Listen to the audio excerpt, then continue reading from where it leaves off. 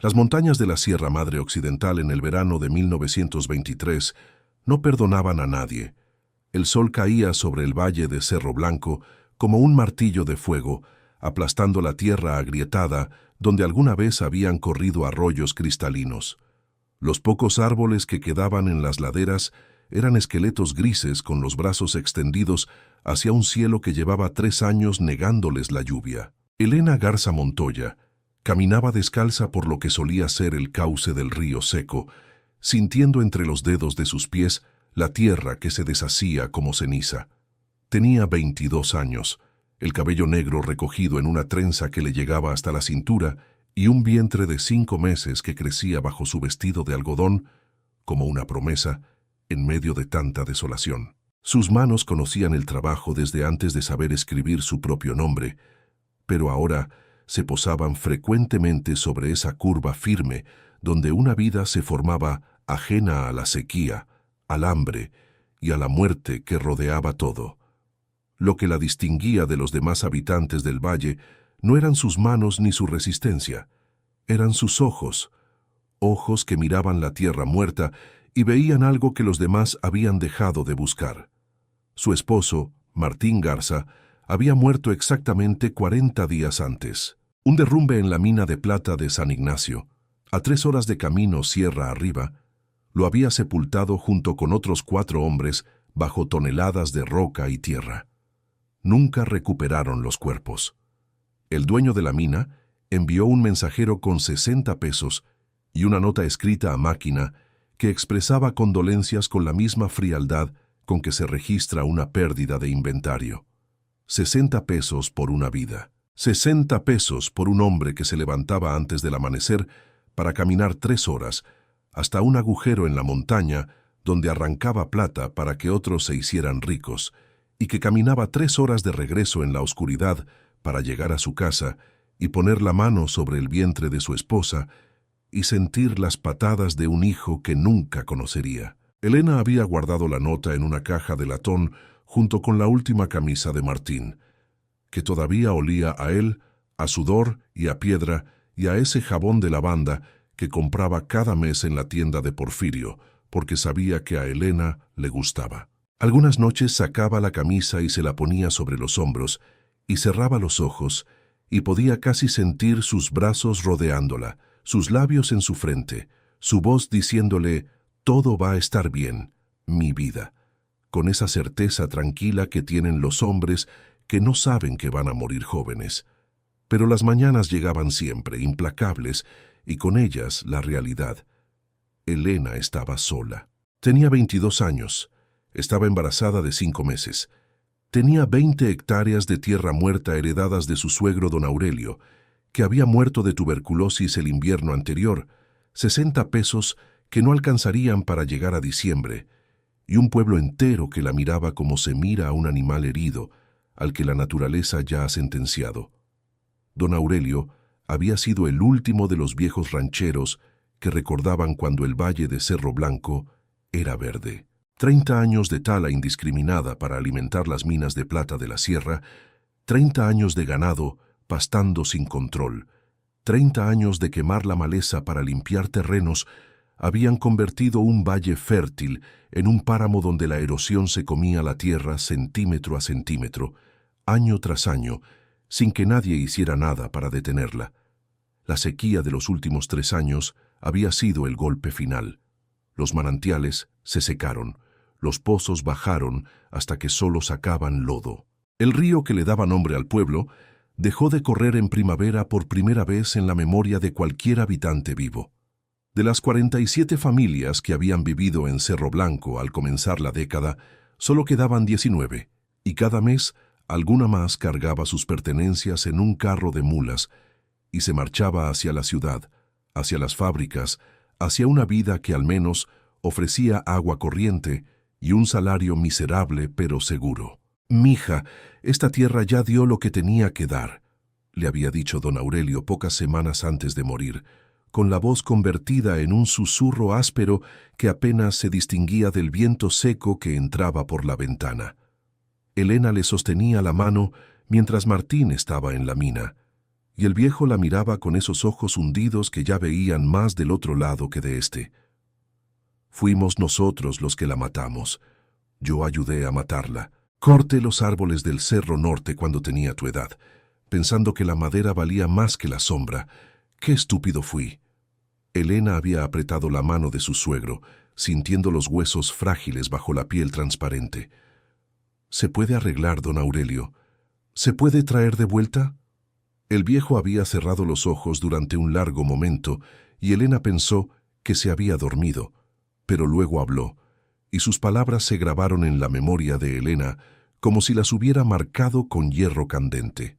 «El agua no se fue, mija. Se fue la tierra que la sostenía.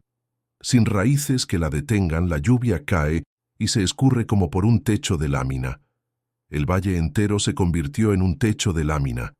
Si alguien pudiera volver a darle raíces a esta tierra...» No terminó la frase. Un ataque de tos lo sacudió con tanta violencia que Elena tuvo que sostenerlo para que no cayera de la cama. Murió 11 días después, y 2 meses más tarde, la montaña se tragó a Martín.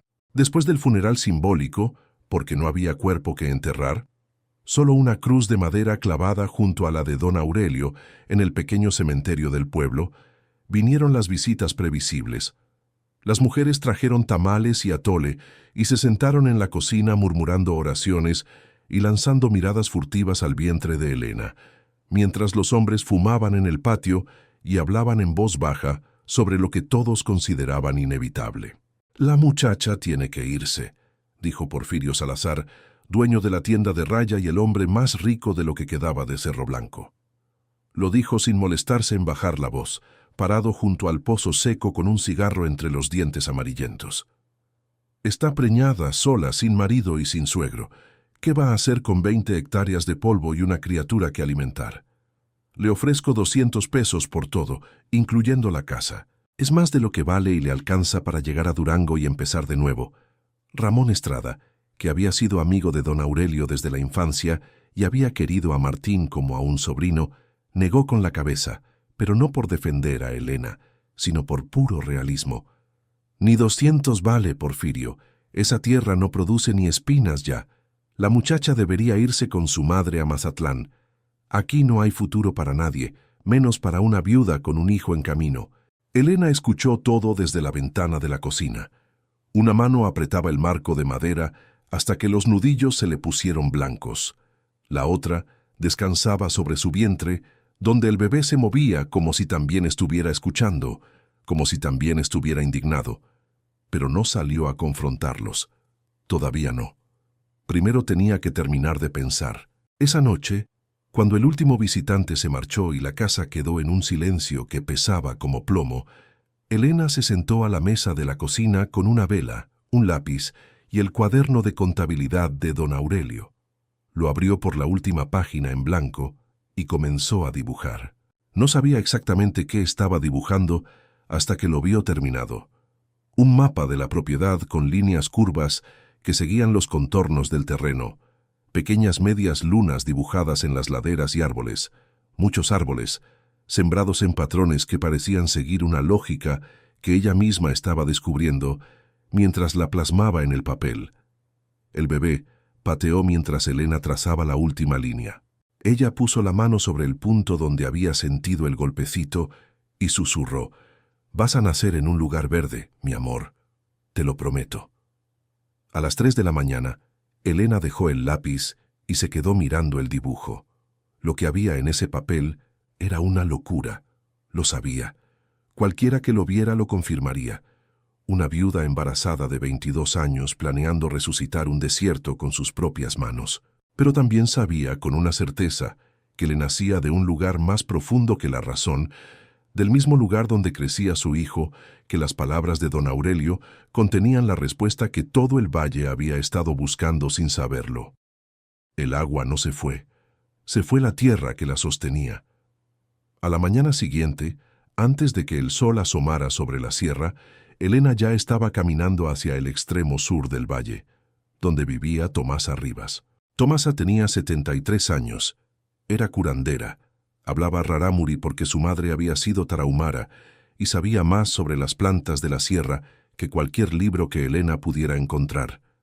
También era la única persona en Cerro Blanco que no la trataría como una niña tonta con ideas imposibles, y era quien había traído al mundo a cada criatura nacida en el valle durante los últimos 40 años. La encontró sentada fuera de su jacal, moliendo algo en un metate, con la paciencia infinita de quien ha visto pasar demasiados años para apurarse por nada. Tomasa levantó la vista cuando Elena se acercó y la estudió con esos ojos oscuros que parecían ver dentro de las personas. Su mirada se detuvo un instante en el vientre de Elena y algo se suavizó en su expresión. «Ya se murió tu Martín», dijo sin que fuera una pregunta. «Lo soñé hace 3 noches. Estaba parado junto al río, pero el río tenía agua, mucha agua, y cargaba un bebé en los brazos». A Elena se le llenaron los ojos de lágrimas, pero no dejó que cayeran. No todavía. Desplegó su dibujo sobre la tierra junto al metate. «Tomasa, necesito que me enseñes cuáles son los árboles y las plantas que pueden vivir aquí con poca agua, las que tienen raíces profundas, las que pueden aguantar el sol y el frío de la sierra. Necesito saberlo antes de que nazca mi hijo». Tomasa dejó de moler y miró el dibujo durante un largo rato. Sus dedos arrugados recorrieron las líneas curvas que Elena había trazado en las laderas. «¿Qué son estas medias lunas?» «Zanjas», respondió Elena. «Las vi en un libro que tenía don Aurelio sobre agricultura en tierras secas de África. Se llaman zanjas de media luna. Se cavan en las laderas para atrapar el agua de lluvia cuando cae, en lugar de dejarla escurrir. El agua se queda ahí, se filtra en la tierra, y los árboles que plantes dentro de la media luna tienen agua para sobrevivir hasta que sus raíces sean lo suficientemente profundas para buscar las olas». Tomasa la miró fijamente durante un momento que pareció eterno. Luego miró el vientre de Elena, luego el dibujo, luego los ojos de Elena otra vez, y sonrió con una sonrisa que le transformó el rostro, como si alguien hubiera encendido una luz detrás de sus ojos. «Tu suegro era terco como una mula. Tu marido era peor y tú saliste la más necia de todos. Ven, vamos a caminar despacio, que cargas doble. Te voy a enseñar dónde están las semillas que necesitas». Durante las siguientes 2 semanas, Elena y Tomasa recorrieron la sierra recolectando semillas y esquejes. Tomasa caminaba despacio por consideración al embarazo de Elena, aunque Elena jamás se quejó ni pidió descanso. Recolectaron mezquites, porque sus raíces podían descender 30 metros hasta encontrar agua subterránea. Huizaches, porque crecían rápido y sus hojas caídas enriquecían el suelo. Encinos, porque sus copas densas protegían la tierra del sol directo y reducían la evaporación. Nopales, porque almacenaban agua como cisternas vivientes y podían sobrevivir meses sin una gota de lluvia. Y magueyes, porque sus raíces fibrosas sostenían la tierra como una red, impidiendo que la erosión se la llevara durante las tormentas. Tomasa también le enseñó algo que ningún libro contenía: a leer la tierra. «Mira dónde crecen los líquenes», le decía mientras caminaban por una ladera pelada. «Donde hay líquen hay humedad escondida, el líquen no miente, y mira las hormigas arrieras, fíjate por dónde hacen sus caminos. Ellas saben dónde está el agua mejor que cualquier ingeniero. Y tú», añadió Tomasa mirándola con severidad cariñosa, «vas a cavar solo por las mañanas y por las tardes, cuando el sol no esté en lo alto. No me vas a matar a mi ahijado antes de que nazca por andar de terca bajo el rayo del mediodía». «Todavía no es tu ahijado», dijo Elena. «Va a serlo. Ya lo decidí».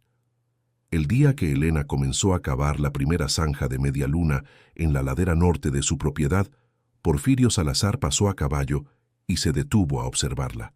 El sol de la mañana todavía era soportable, y Elena trabajaba con un pico que había pertenecido a don Aurelio, levantando tierra que se resistía como si fuera concreto. Trabajaba con cuidado, protegiendo su vientre instintivamente cada vez que levantaba el pico, adaptando cada movimiento a su cuerpo cambiante.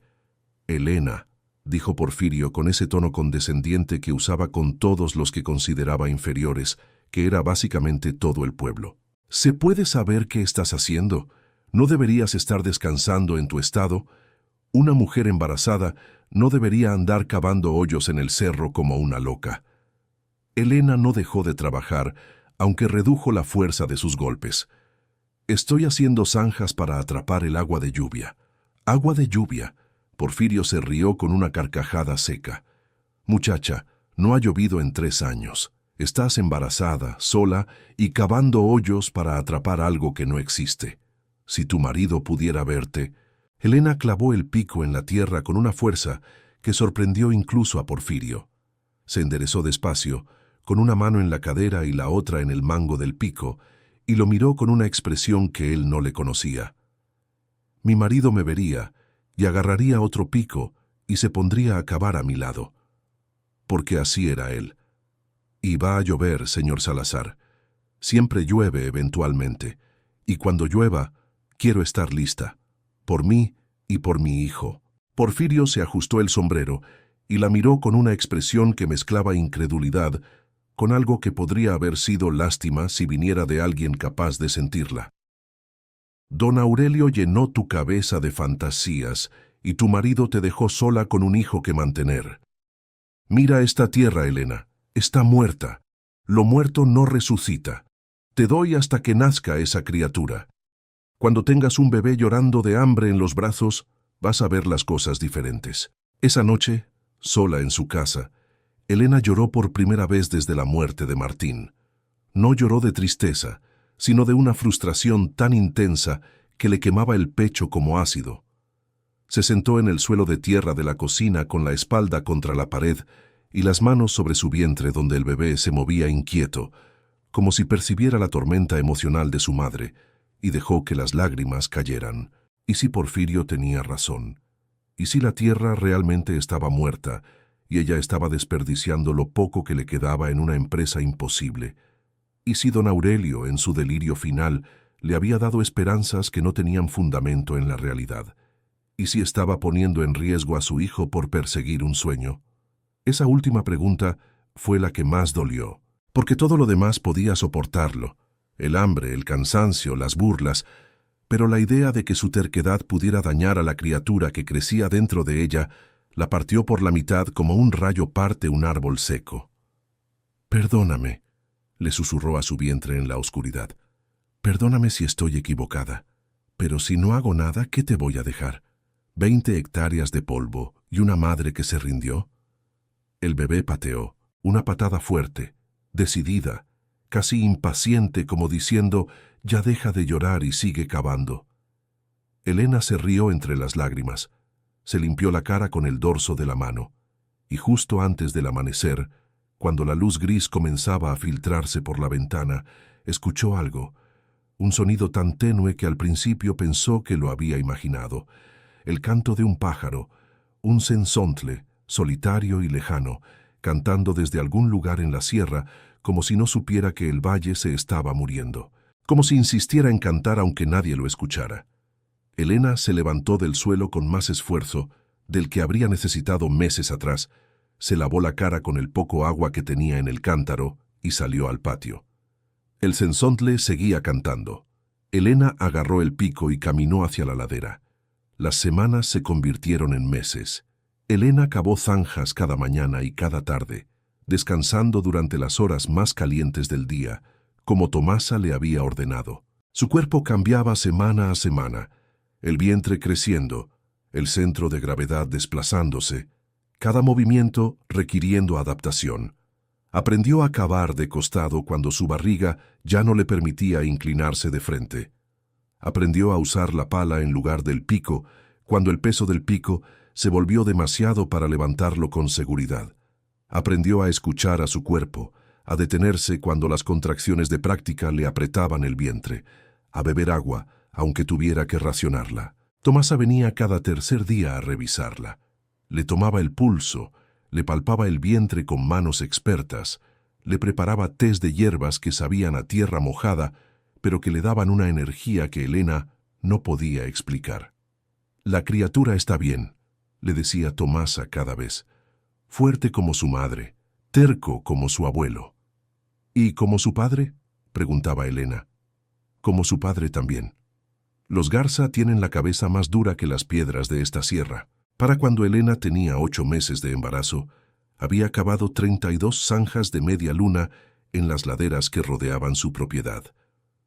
No las 47 que había planeado originalmente, porque su cuerpo le había impuesto límites que ella había tenido la sabiduría de respetar, pero 32 zanjas, cada una plantada con semillas y esquejes seleccionados cuidadosamente, formaban un patrón visible desde el camino, como cicatrices curvas en la piel de la montaña. Los vecinos observaban con una fascinación morbosa, como quien mira un accidente, sin poder apartar la vista. Comentaban entre ellos en voz baja que la muerte de Martín y don Aurelio le había afectado la cabeza a la pobre Elena, que una mujer en su estado no debería andar trepando cerros con un pico, que era cuestión de tiempo antes de que se rindiera, perdiera el bebé o ambas cosas. Es como ver a alguien tratar de llenar el mar con una cuchara, dijo Carmela Duarte, la esposa del carpintero, mientras lavaba ropa en una batea frente a su casa y veía a Elena trabajar en la distancia, y encima embarazada, pobre criatura, tanto la madre como el hijo. Pero había una persona que no se burlaba. Ramón Estrada comenzó a pasar por la propiedad de Elena cada mañana con el pretexto de que su camino al pueblo pasaba por ahí.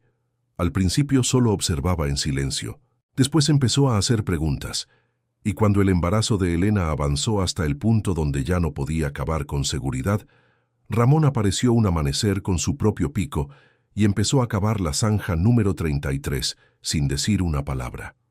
Elena lo observó desde el porche con una mano en su vientre enorme y los ojos húmedos. «Ramón», le dijo, «no tienes que hacer esto». «Lo sé», respondió él sin dejar de cavar. «Pero tu suegro era mi amigo y tu marido era como mi sobrino, y esa criatura que llevas ahí dentro va a necesitar árboles donde trepar cuando crezca. Así que cállate y déjame trabajar». El bebé nació una madrugada de octubre, cuando las primeras lluvias del otoño golpeaban el techo de lámina de la casa como 1000 dedos impacientes. Tomasa llegó al primer aviso y se encargó de todo con la eficiencia silenciosa de quien ha traído cientos de vidas al mundo. El parto fue largo y difícil. Elena apretó los dientes y empujó con la misma determinación con que había cavado cada zanja, con la misma fuerza con que había clavado el pico en la tierra muerta una y otra vez. Cuando el llanto del bebé llenó la habitación, agudo y furioso y perfectamente vivo, Elena sintió algo que no había sentido desde antes de la muerte de Martín: futuro. No como concepto abstracto, sino como algo tangible, algo que lloraba y se retorcía y pesaba 3,5 kilos, y tenía los ojos cerrados y los puños apretados y el pelo negro como su padre. «Es niño», dijo Tomasa, poniendo al bebé sobre el pecho de Elena. «¿Cómo se va a llamar?» Elena miró a su hijo, esta cosa diminuta y perfecta que había crecido dentro de ella mientras ella cavaba zanjas en un desierto, que había pateado cuando ella lloraba y se había quedado quieto cuando ella trabajaba, como si supiera que su madre necesitaba concentrarse. «Aurelio», dijo Elena, como su abuelo, Aurelio Martín Garza Montoya. Esa noche, mientras el bebé dormía contra su pecho y la lluvia seguía cayendo afuera, Elena se permitió pensar en algo que no se había atrevido a considerar durante meses. Se levantó despacio, con el bebé en brazos, y se asomó por la ventana que daba hacia las laderas. No podía ver mucho en la oscuridad, pero podía escuchar el sonido del agua cayendo sobre la tierra. Y algo más, un sonido sutil, casi imperceptible bajo el ruido de la lluvia en el techo. El sonido del agua siendo detenida, atrapada, retenida por las zanjas que ella había cavado con sus propias manos mientras su hijo crecía dentro de ella. «Escucha», le susurró al bebé dormido, «esa es el agua quedándose». Las semanas siguientes fueron las más difíciles de toda la empresa.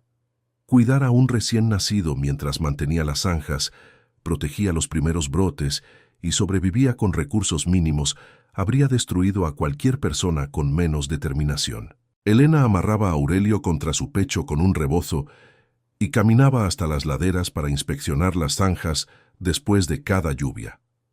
El bebé dormía arrullado por el movimiento, mientras ella observaba cómo el agua se acumulaba exactamente donde había planeado, filtrándose en la tierra reseca como medicina, entrando en un cuerpo enfermo. Y entonces, 4 semanas después de la primera lluvia, ocurrió lo que Elena había estado esperando desde que clavó el pico por primera vez en la tierra muerta. Brotes. 3 brotes verdes en las zanjas más antiguas, donde había plantado las primeras semillas de mezquite 5 meses antes.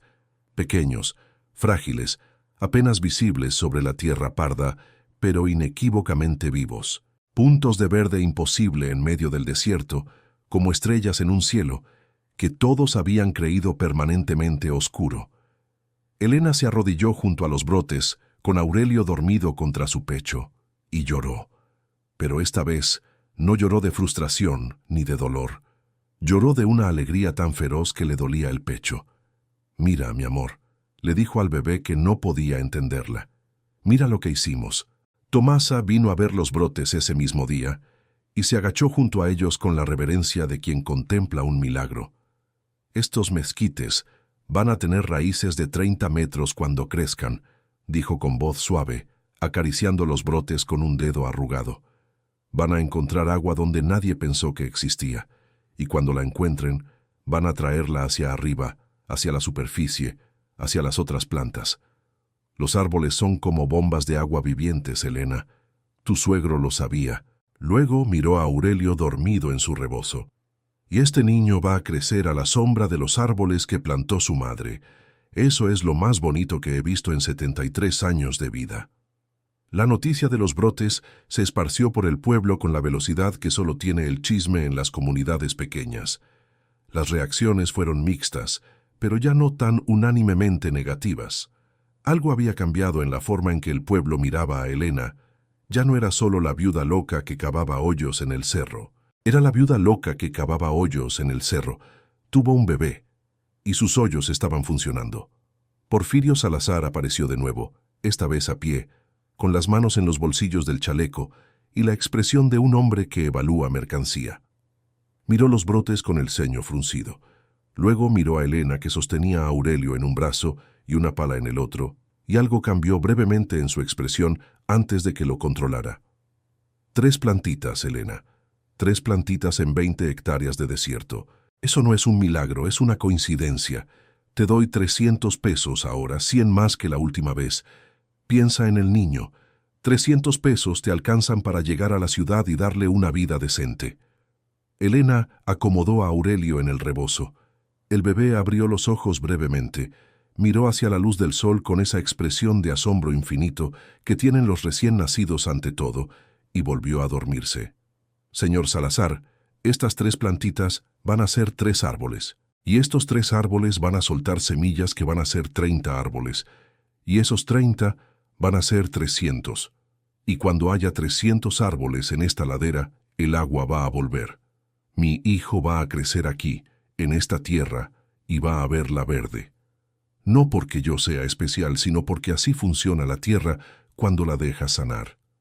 El primer invierno con Aurelio fue una prueba doble. Las heladas de la sierra bajaban las temperaturas hasta bajo cero, y Elena tenía que proteger tanto a los brotes jóvenes como a su hijo recién nacido del frío que se filtraba por cada rendija de la casa. Construyó pequeños refugios de piedra alrededor de cada planta durante el día, con Aurelio amarrado a su espalda, y por las noches mantenía el fuego encendido en la estufa de hierro fundido mientras el bebé dormía en una cuna de madera que Ramón había construido con sus propias manos. Una madrugada de enero, con las estrellas brillando con esa claridad despiadada que solo tiene el cielo del desierto en invierno, Elena despertó porque Aurelio lloraba. Lo alimentó en la oscuridad, sintiendo el tirón hambriento de su boca, esa conexión primitiva entre su cuerpo y el de su hijo, que era lo más parecido a un milagro que conocía. Cuando el bebé se calmó, Elena lo puso contra su hombro y se asomó por la ventana. La escarcha cubría todo el paisaje como cristal pulverizado, y en la distancia, bajo la luz de la luna, podía ver los refugios de piedra que había construido alrededor de sus brotes, como pequeñas fortalezas protegiéndolos del frío. Elena miró a su hijo y miró sus plantas, y pensó que en ese momento no había mucha diferencia entre ambos. Los dos eran frágiles, los dos necesitaban protección, y los dos iban a crecer. La primavera de 1924 reveló el primer resultado concreto. De las 47 zanjas cavadas entre Elena y Ramón, 31 tenían plantas vivas. Los mezquites habían sobrevivido el invierno casi en su totalidad.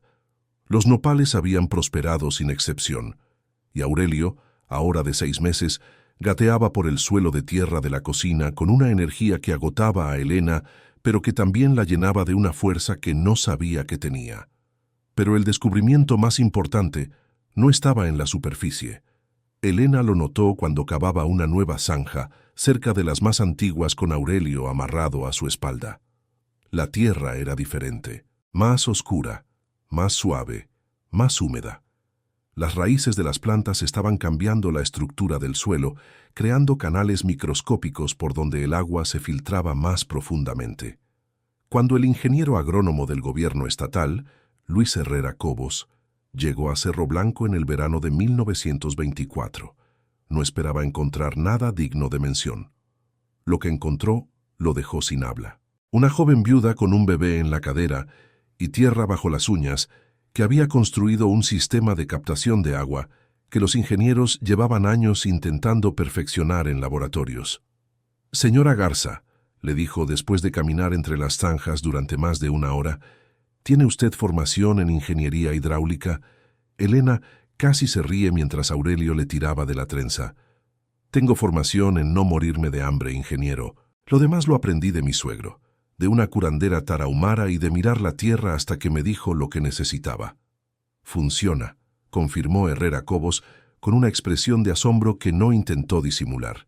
«La humedad del suelo en las áreas tratadas es un 40% superior a las áreas circundantes. Cuando estos árboles maduren, el efecto será exponencialmente mayor». El segundo año trajo cambios que incluso los escépticos más obstinados tuvieron que reconocer. Las plantas habían crecido lo suficiente para comenzar a producir sombra, y bajo esa sombra aparecían otras plantas espontáneamente. Hierbas silvestres, pastos nativos, flores diminutas que nadie había visto en una década. Los insectos volvieron, las abejas, las mariposas, los escarabajos. Con los insectos llegaron los pájaros. Cenzontles, carpinteros, colibríes que zumbaban entre las flores de huizache. Aurelio dio sus primeros pasos en el jardín que su madre había arrancado del desierto. Sus primeras palabras fueron mamá y árbol, en ese orden, y Elena nunca supo cuál de las dos le llenó más el corazón. Una tarde de otoño de 1925, Carmela Duarte se presentó en su puerta con una expresión que oscilaba entre la vergüenza y el asombro. «Elena», dijo sin atreverse a mirarla directamente, «quiero pedirte perdón por lo que dije y quiero preguntarte si podrías enseñarme a hacer esas zanjas. Mis hijos necesitan agua, y tú tienes la única tierra en el valle donde todavía sale algo verde». Elena recordó las palabras de Tomasa. «La tierra no guarda rencor, mija, y nosotros tampoco deberíamos». Invitó a Carmela a pasar mientras Aurelio correteaba entre las sillas con la energía inagotable de un niño de 2 años. Para 1926, 11 familias habían replicado el sistema. Porfirio Salazar hizo su última visita un mediodía de julio de 1927, pero esta vez la condescendencia había desaparecido de su voz. «Elena», dijo, y ella notó algo que se parecía incómodamente a la humildad. «Mi terreno al este del pueblo, la erosión se comió la mitad. Necesito tu ayuda». Elena lo miró. Vio al hombre que le había ofrecido migajas por la herencia de su familia, que se había burlado de ella embarazada y sola cavando en el cerro.